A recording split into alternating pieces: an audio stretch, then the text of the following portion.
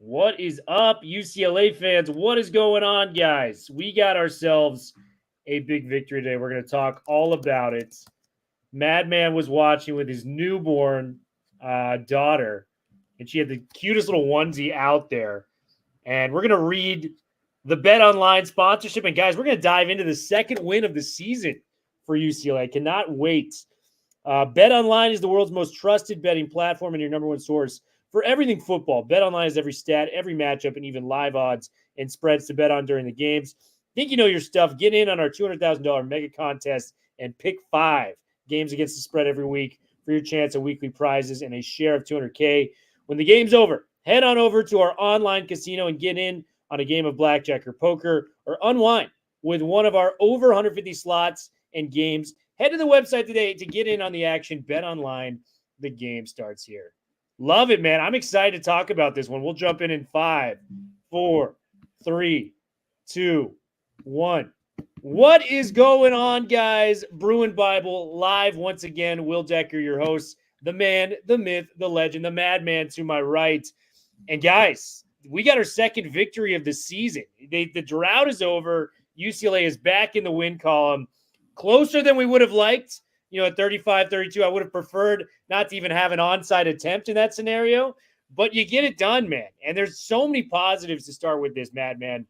But, I mean, the guy that we have to talk about to start off, kid was on the hot seat. We made a lot of comments last year about how resilient this kid was with a lot of big stuff going on. Ethan Garbers, maybe the best game of his entire career and what he did for UCLA today. Madman, 32 of 38. 4 touchdowns, 383 yards through the air. It looked like a guy that just had complete control of the offense, which is a huge thing moving forward for UCLA as they get a bye week and head into the second half of the season. And maybe the play of the year thus far, the 48-yard touchdown run from Ethan Garbers was just the highlight of the day.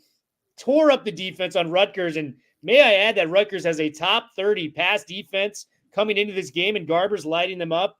A lot to be encouraged about, but what was your take on Ethan Garbers and his dominant performance today in Piscataway, New Jersey? Oh, well, absolutely. This was all about the Ethan Garbers game, and we're going to sort of remember this as the Ethan Garbers game moving forward. And I think, Will, there was so much conversation with you and me and others within Bruin Nation about, just exactly where are we with Ethan Garbers and given where we are in the season and what next year has to hold, who should be the signal caller for the second half of the year. And we discussed this, that, look, if Eric Bieniemy can call a game the way he called a game for Justin Martin against Penn State, and Garbers can kind of limit holding the ball a little bit longer and eliminate some of those interceptions, look, let's see what we have, because we believe we have a great quarterback and a plethora of weapons to get the ball to. And then if things don't work out, then let's have a conversation. This was an emphatic performance by Ethan Garbers. I think he felt the noise. He felt the chatter. He felt that there was some doubt, and there was just such a fire and tenacity to him, Will. He was surgical. I mean, 32 for 38. You said it best, Will. I mean, that's north of 80%. Rutgers defensively looked like they were on skates the whole game. He had total command of the offense. And I think credit also hand in hand must go to Eric Bieniemy, because, Will, the stat that really jumped out for me, obviously his 338 yards, the electric 48-yard touchdown where he had that cutback and just was absolutely phenomenal. DTR. I mean, it was like, who are we watching out here? The only thing that was missing was a hurdle and an autograph, and we had it all, from Garbers today. Will, the thing that jumped out to me most, out of his 383 yards, 281 of those yards went to running backs and tight ends. And so it was such an emphasis of being able to get the ball out quickly. And we've talked about this for so long. Given where the offensive line is, you want those 2 read throws, balls out. And we saw it. We saw it with Keegan Jones. This is finally looking like the Keegan Jones of 2 years ago in terms of utilization, getting those balls in the flat, those wheel routes, kind of some of those complex diagonal routes out of the backfield. He was absolutely phenomenal. TJ again stepping up as a receiver on his respective wheel route, and then getting Jason Berger the ball and a touchdown back in his hometown, I thought was absolutely terrific. And him peppering the ball to those running backs and then having that outlet in terms of the seam route to Mataval and also to Bryce Pierre I thought was absolutely terrific. That really set the stage, Will, for everything else, that the ball was going to come out quickly. And then, of course, in key moments, third down, he found his guy again. Titus reemerges with some critical catches. And then, of course, Mr. Reliable Logan Loya. So if you had told me, Will, on a night Ethan Garbers perhaps has his career night, 32 of 38, 383 yards, 4 touchdowns, no interceptions, clean sheet, and J. Michael Sturdivant has 0 catches in this game, I would say, that's a bit perplexing. But I think the identity was very clear from the get-go, Will. And that opening drive, and then there were some moments. And I think there were kind of 3 key moments in the game that really sort of inspired this team, Will. We had such a conversation last week. I know you know this about that 4th and 1 on UCLA side of the ball. Should they have gone for it against Minnesota, given the situation? Faced with that situation again, tied at 7. I mean, it was 3rd and 12 from the 7. If you recall, there was again that miscommunication between Garbers and Berger on whether it was a throw or a run, set UCLA behind the sticks. He finds TMA for 11. 4th and 1, Will, from the 18. And he rolls the dice and goes for it. And I think that inspired them to have a significant amount of confidence and really surge them ahead in that first half. And then, of course, Will, momentum started switching in the beginning of that third quarter, up 21-10. Rutgers kind of doubles up last possession of the first half, first possession of the second half. We get it to 21-19. You're wondering, is this going to be a little bit like Minnesota last week, a great first half and slip. And then he finds Keegan on down the sideline on that wheel route, kind of goes through his progressions to really push it out in front. And then again, at the very end, felt like it was going to get close again. And then Addison, who the secondary all in all, kind of struggled today, especially with those similar kind of complex routes at the top. But Addison sort of read that play and said, fool me once, fool me twice, fool me 3 times, fool me 4 times. Shame on you, because I'm not going to get burnt the 5th time. He read that beautifully and set the game. So I thought those were kind of the 3 key moments, Will, and Garbers' leadership. Even there was that quarterback sneak early in the second half where he just, looked like he got stuffed and he kept the wheels turning, turned around, finished the run, came up, big first down. I mean, just such a ton of emotion, Will. And I think credit has to be given here just from a cultural perspective as well. So easy for a 1-5 team to kind of lay down the sword, perhaps mail it in, cross-country trip. There was a genuine engagement on the sideline. These guys were playing for one another, so excited for Garbers. They were so excited for Berger coming home. They were just fired up for everybody. So this team is off the mat, 2-5. And Will, like we said, bye week, you're feeling really good, installing a game plan. There's more winnable games ahead. Look, Iowa at home, Fresno State at home. There's more winnable games ahead. Can this team still make a run? 4-1 to get to that bowl eligibility. It's not out of the realm of possibility. So lots to be excited about. And started all with that first drive, 11 plays, 75 yards. Garbers, he just looked the same throughout the entire game. Yeah, I know he had that late turnover in the ball game that gave Rutgers the back the ball. But you take away that lone turnover, he was outstanding. This is on the, Mount Rushmore of great games that I've covered from a UCLA quarterback in the last 4 or 5 years. He was outstanding doing this on the road. A game that Rutgers, this was their homecoming weekend. They're expecting a victory with the homecoming stuff. So I thought that was very encouraging. And just the stat that got to me, we have been very bad at converting third downs this entire year. 7 of 13, over 50% on the third down conversions, which I thought was very, very encouraging for UCLA's offense moving forward. You mentioned it, man. Keegan Jones. We've been saying this for the entirety of the podcast, and we've been doing this. The screen pass play to Keegan Jones is lethal. And that one screen pass he made to Keegan where it was a 67-yarder, Garbers, not only did he have the time from the offensive line, they deserve a lot of credit for how they played during this game. But Garbers went through his progressions. He looked off 2 to 3 wide receivers and then hit Keegan on the sideline for a massive touchdown, which really kind of sealed the game for UCLA in a lot of ways.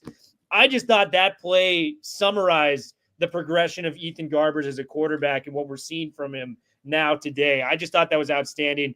Madman, talk to me a little bit about Keegan and what about Monteval? Every time Monteval gets targeted with the football, big things happen. 6 catches, 104 yards, coming in. Dude, he's averaging, over 15 yards a catch this year. He's been outstanding. Talk to me about Matavao and Keegan Jones and what they meant for this offense. Well, I mean, they're staggering, and what I love about it is with Keegan, there was sort of a variety of ways that they got him the ball today. We've been screaming for it, Will, since the offseason. We've been screaming for it for 18 to 24 months now.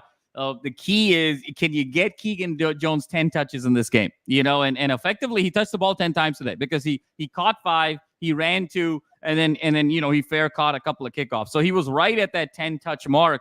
To me, that is such a barometer of this team.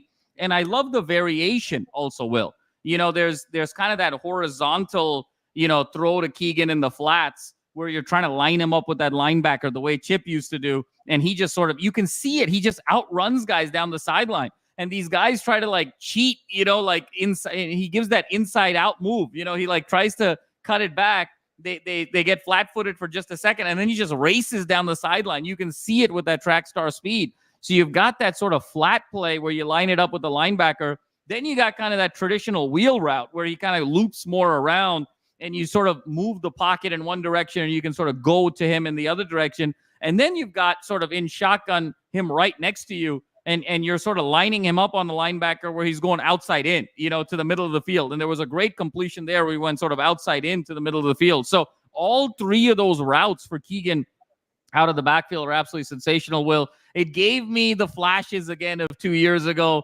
in that Oregon game, in the Washington State game from last year, in terms of, the Arizona State game from 2 years ago. So just some great performances there from Keegan. And then Matavao, Will. I mean, we've talked about it, the Oregon transfer. What soft hands. I mean, and he's just so great after the catch. Yeah. He just has this knack and this ability to get open.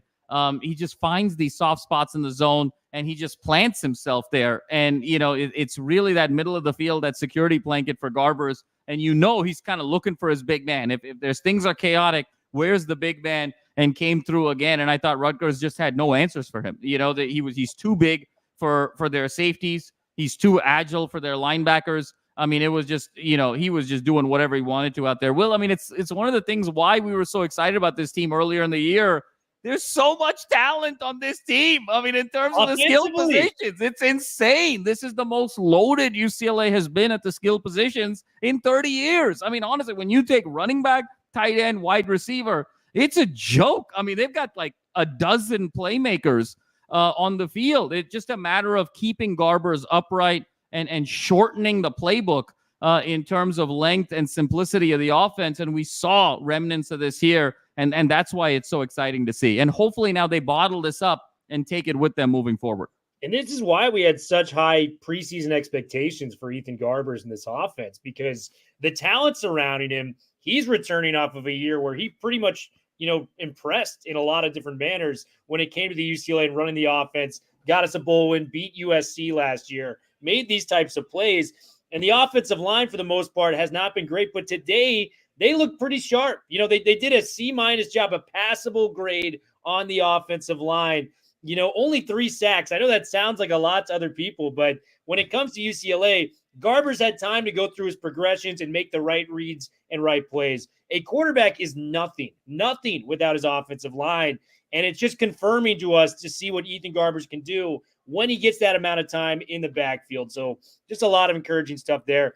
Well, it's to your point. I mean, what did we say in the pregame show, right? We said as long as they can have a draw, I mean, we're not even saying win the individual matchup, but as long as you can have a draw, you're giving this offense an opportunity to do some incredible things. Now, obviously, we have to sort of acknowledge a little bit here, Will, and I'm sure you'll get to it, but Rutgers was missing 2 of their top edge rushers, and you could tell that they were you could feel that, and there was sort of by midway through the second quarter, there was a sense that Rutgers just didn't have the horses to be able to get to Garbers, and that I think even opened up the playbook even more, gave this team even more confidence.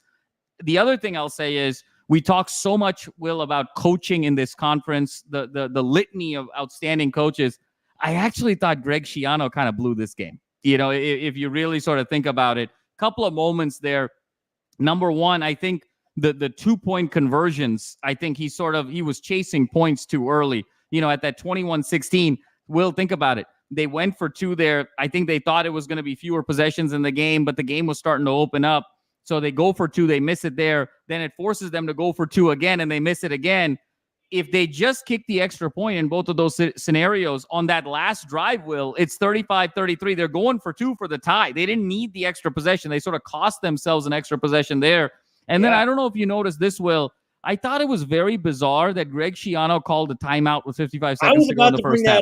You know, and because UCLA was rolling at that point. And that first play, Garbers actually got sacked. It was 2nd and 11. And you looked over at the sideline, and Foster wasn't calling a timeout. I mean, there was sort of a contentness to say, oh, let's go in 14-10. And Schiano could have just sort of let it roll. And I think given the way that half went, I think I would have taken being down 14-10 to get back on the drawing board. He calls a timeout, sort of gets the team back together, and that made it 21-10. So I thought the coaching of Schiano was a little bit questionable, but hey, we took advantage, right? You know, you got to have mistakes on one end and be able to take advantage of the others. And to the point of Tony, completely agree. We got to clean up the mistakes. I mean, there was a couple of mistakes in that game that were huge. The delay a game on the field goal. I mean, those kind of boneheaded personal foul, pass interference calls. Yeah. You know, the was really tough. Frankly, Will, I'll be honest with you. I thought there was one targeting on Addison earlier in the game that they didn't call. Yeah, that was I kind of couldn't believe that wasn't targeting. We'll take it. But I think these are the things that now that you have the bye week, you got to double click and say, hey, guys, we got the win. We're off the mat, but there's a long way to go. We can do a lot better than this moving forward. So, you know, we got aided by some injuries, some mistakes on their part, but credit to this team for staying resilient. 1-5, you know, the world is crashing down. They stuck with it. They took advantage of those mistakes, come home with a W going all the way across country. Will, in a season where so much has been made about teams in the Big Ten traveling 2 time zones and not being able to get victories, right? I mean, it was sort of 1-12 before last week. I think right now it's sitting at like 2-15. UCLA goes 2+ time zones and gets the W. So really a significant win this afternoon. Yeah, the defense, you know, could have been a lot better on a lot of things. The pass rush, I know Femi got that, you know, play in the first half where he got in the backfield, which is very impressive. Still a lack of the pass rush. We got to do the positives with the negatives. It's still a W. We're very excited. But the run game, I mean, we had 31 carries for 95 yards. You take away that Garber's 50-yard touchdown run, it's about 30 carries for about 45 yards as a team. So not ideal. We got to improve on that front. We got to improve the pass rush. We got to improve the trench work when it comes to the run game. But a win's a win. Win's a win. Move momentum. There's a lot of good positive things going here, man. And Brian Addison getting that interception, I just felt, you know, I think as most UCLA fans felt, the game was hanging in the balance at that point. And even though it came very close, Addison getting that interception might be one of the plays of the season if we look back and, you know, UCLA can make a little bit of a run here to end the season. You know, you got Nebraska, Iowa, you know, the offense still isn't where it needs to be. You got Fresno State. If you get those 3 games, that's 5 wins. Hey, man, USC is starting to fall apart across town right now. Victory Bell game. I don't want to make claims, but we've beaten them 2 of the last 3 years. A lot of the same infrastructure of players were on that team last year that won. Anything's possible. Do you have any predictions as we kind of get down to the end of the season here, man? Yeah, Will. I mean, I've been kind of saying it like, let's get through 1-4, and then can we go 5-2 down the stretch? Will, just to sort of take a step back. I mean, can you imagine if we kind of close that Minnesota game, you know, and we'd be sitting at 3-4, thinking, hey, look, I mean, bowl game's really a possibility here. But we're moving forward here, Will. I think if this version of Garbers and this version of Bieniemy are the 2 standard versions from this point moving on, I think you got to really like our chances against Iowa at home. You got to like our chances against Fresno State at home. I think you got to like our chances even going on the road at Washington. Will, you look at kind of Nebraska right now, they're wobbling. I mean, they got their doors blown off by Indiana. Now they got to go play Ohio State. Then they got to play SC. Like, where are they going to be kind of just from a psyche standpoint on the other side of that? So all of these are very gettable games. And then, of course, you got the big one in the Victory Bell at the end of the year. And you got to wonder, Will, in these years where SC's kind of out of it, you know, in terms of the national conversation, sometimes they don't bring their A game, you know, in these games when they're out of it. And can you imagine if UCLA is sitting at 5 wins for the Victory Bell and they got to win the Victory Bell at home to be bowl eligible? I mean, this team is going to treat that like the absolute Super Bowl, like the absolute college football playoff. And can you imagine the momentum Will, that Deshaun Foster could get. That's why it's been so important that I've stated that for him to get that bowl game year one with all the talent that's leaving at the end of this season, if he can get that bowl game and that venue and that opportunity to develop his existing players and build out a recruiting base for next year, then he's got a real chance to succeed in this job. Without it, it's going to be very, very difficult. And can you imagine, Will, if he gets a bowl game and beats SC? I mean, holy cow. Man. Then you're really rolling.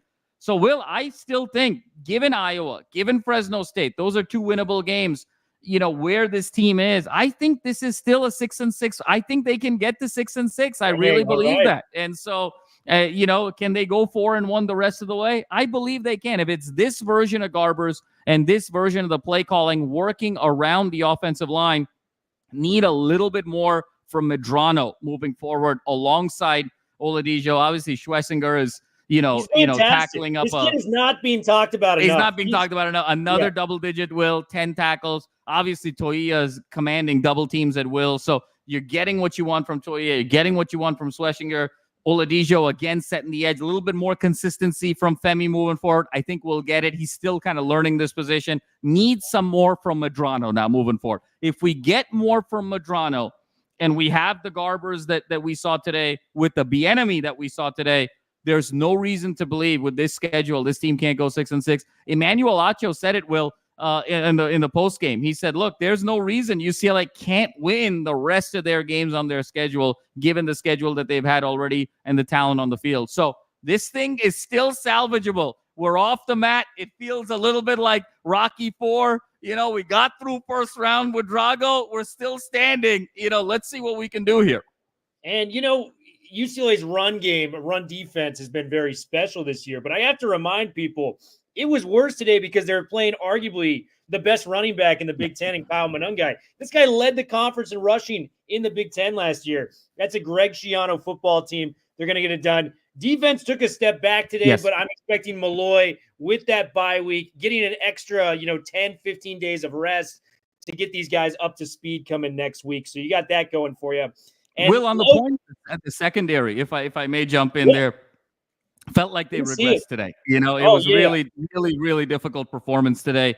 They looked a lot like, Will, if you recall that first half against Hawaii. I mean, it was just so much soft zone. There was so much cushion. These receivers could kind of do whatever they wanted.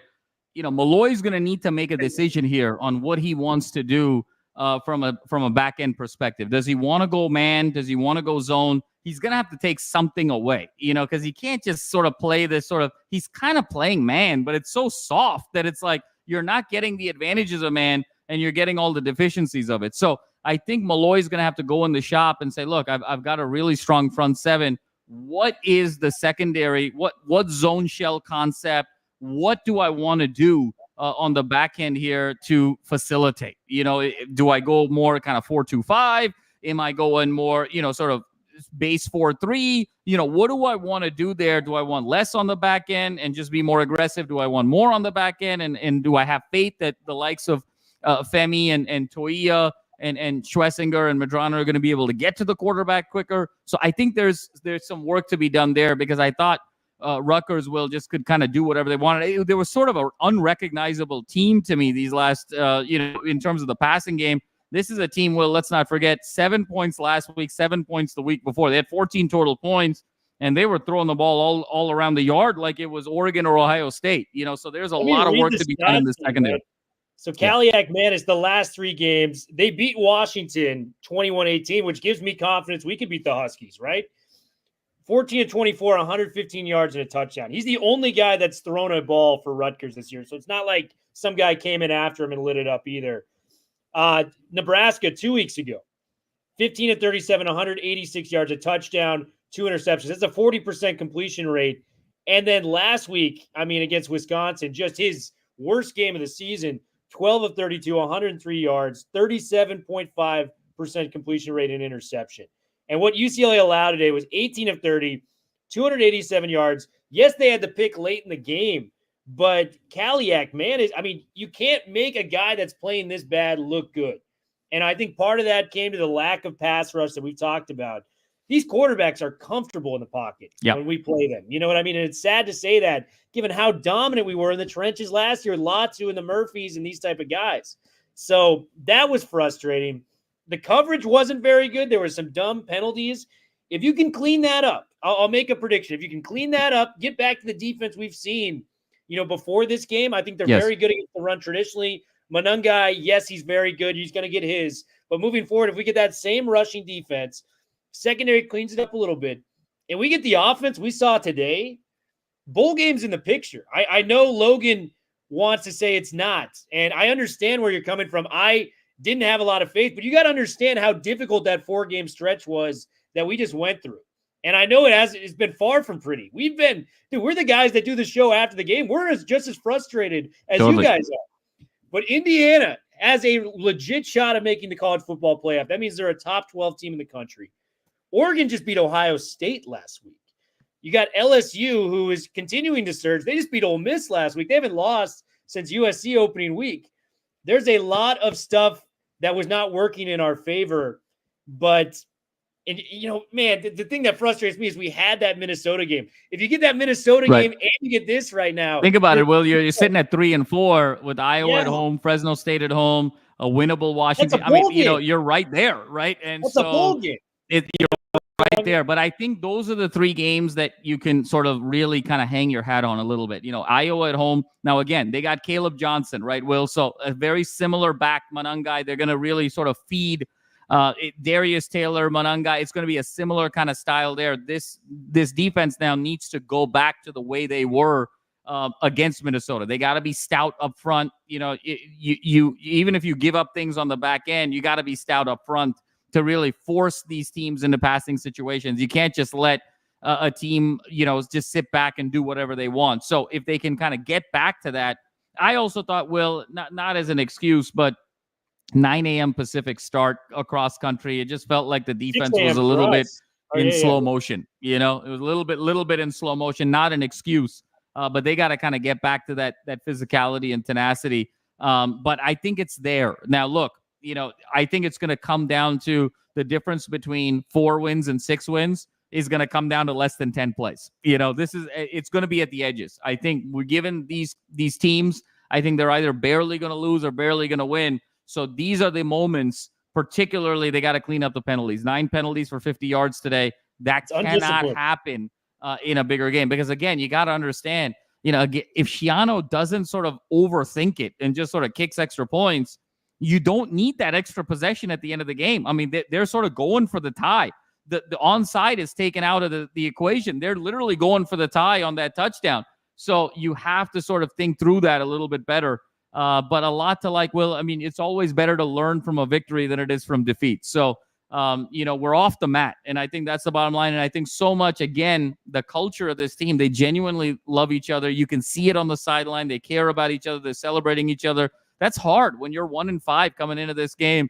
So I think they're looking at this as there is some life here, and they're looking to make a run. And I think Ethan Garbers wants to go out with in a significant way. Will, look, in the last 80 years, only 3 quarterbacks in UCLA history have beaten SC back-to-back years. Okay, it's our guy Wayne Cook, it's Cade McNown, it's Brett Hundley. Ethan Garbers has the chance to be the 4th. Ethan Garbers has a chance to not only beat SC back-to-back, Ethan Garbers has a chance to win back-to-back bowl games. Okay? Cade McNown never did that. Wayne Cook never did that. It would if he wins a bowl game this year and beats SC, it's literally Ethan Garbers and Brett Hundley are the only 2 quarterbacks in the history of UCLA football to win back-to-back bowl games and beat SC back-to-back. There's a lot of history left here for Ethan to really solidify a legacy for himself, not only at UCLA, but put enough on film to get invited to some camps next year in the NFL and try and make a roster. So I think the motivation is going to be very high from him as the leader of this team, and that's going to infiltrate down to everybody else. Yeah, man. And the next game is 2 Saturdays from now, November 2nd, in Lincoln, Nebraska. I would favor Nebraska in this game, but remember, they've got a true freshman quarterback in their own right. They look far from, a finished product right now in the season. I'm not saying bowl game just yet. I'm saying there's a possibility. But if you go in there and beat Nebraska, you get to your 3rd win. You're at this point 3-5. To me, that's the toughest game left on the schedule. So if you beat Nebraska, Iowa, you got them at home on a Friday night. I think that's a very winnable game. Their defense is going to be tough, but if this is the offense we saw from Garbers, I'm feeling pretty confident moving forward with our offense. Washington, very winnable game. I think that Michigan win that everyone kind of freaked out about, Michigan doesn't have an offense right now. They don't have a quarterback. So that's very winnable. SC, who knows? You got to throw out everything in a rivalry game. And Fresno State, Fresno State actually might scare me more than any other team. We've lost like 4 straight games to them as a program, but I just think let's be optimistic. Let's be cautiously optimistic. Good things can happen when we're that way. We are out of here, guys. Much love. Big W for the UCLA Bruins. We're going to have more stuff coming up this week talking about basketball. I think with the bye week, we'll do a deep dive more into the basketball forefront on this, guys. But you guys have a good one. Enjoy your Saturday. Bruin Bible, we are out.